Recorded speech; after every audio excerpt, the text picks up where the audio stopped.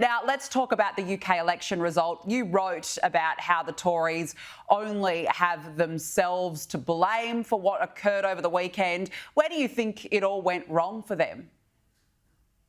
Oh, around about 2006, in my view.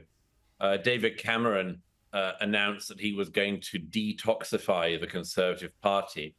He just made it woolly and broke all the promises that he made, such as they were.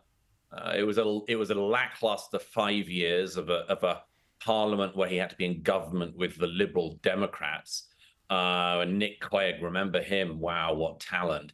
And then we had the Brexit years and the Tory infighting and the stabbing in the back and prime minister after prime minister and deadlock and a total. I mean, the way in which the Conservative Party seemed to think that the nation had an absolutely limitless appetite for Conservatives to have infighting in the party. It was just astonishing to me.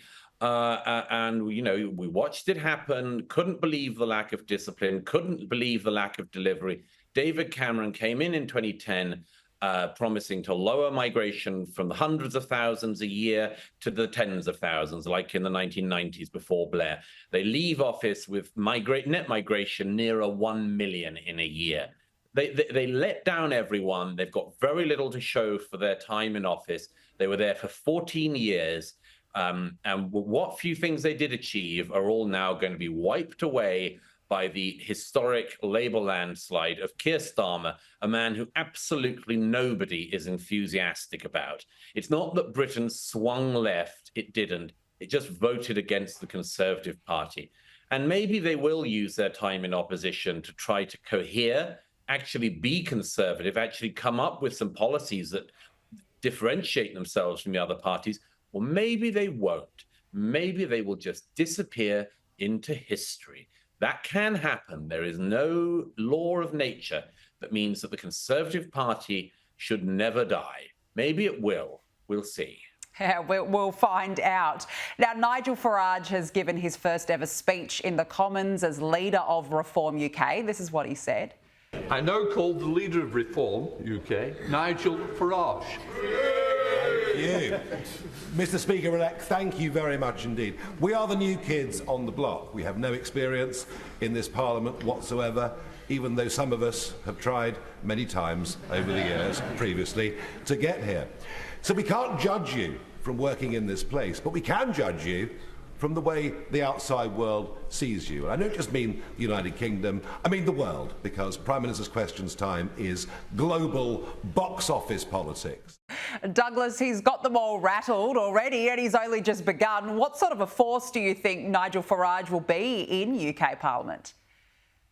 It's going to be very interesting. I mean, gosh, what a frosty reception he got there. There weren't very many convivial, comradely cheers, were there? I suspect he will, and if he's wise, he will use the opportunity as a really remarkable platform. There are lots of things that can happen from here for Farage and the other Reform MPs. They could be a sort of nuisance block. They could make noise, use it as a platform, like Farage very cleverly did the EU Parliament, to effectively broadcast to a wider audience. Or they could use it to coalition build, to friend build. They could do an awful lot of things. They can cause trouble, but they can do lots more than cause trouble as well. The problem is that the size of the Labour majority is such that I suspect that in the coming years, the main opposition to the Labour front bench will be the backbenches of the Labour Party, because everyone else has very little voting sway in them. Yeah, that's a really fair point.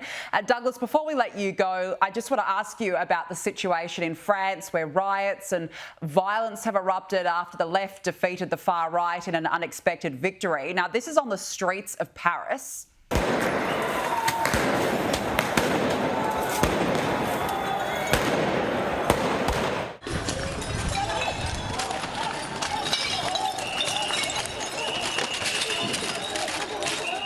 Just shocking scenes, and we also saw the far left clash with police as they celebrated the victory. Douglas, you know, the far left are just as dangerous, if not more dangerous, than the fringe right. But what does it tell you when you see these scenes unfolding right now? You know, it's the fault of Macron for his hubris. Paris is about to host the Olympics. What a sign to the world. I mean, there were already serious security concerns about the Paris Olympics before this election season began. But look at this. The world's eyes are going to be on Paris. And we see this, a city where, in order to keep out Marine Le Pen, they decided, the centre and the centre left decided to unite in voting in the Mélenchonists, who have at the top of their list people who are supporters of Hamas. I mean, there's more anti-Semitism and racism from the far left in France now than there is from the parties that are called far right. And they get away with it, and they riot on the streets, and they break stuff up. And, you know, my belief is that political extremism can come from any direction. The French seem to have forgotten this. They seem to think that the far left, you know, can be regarded as a benign force. It can't be. Macron has unleashed terrible forces, and it's astonishing for a man who glided into office on his alleged ability to sort of bring people together. It's amazing what we see at the end of his career.